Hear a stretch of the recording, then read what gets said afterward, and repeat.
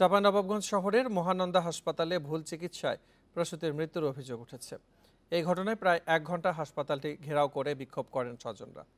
স্থানীয়রা জানায়, শনিবার সকালে ওই হাসপাতালে তামিম আক্তারকে ভর্তি করা হয়।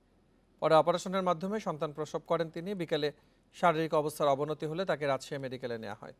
চিকিৎসাধীন অবস্থায় সন্ধ্যায় মারা যান তিনি।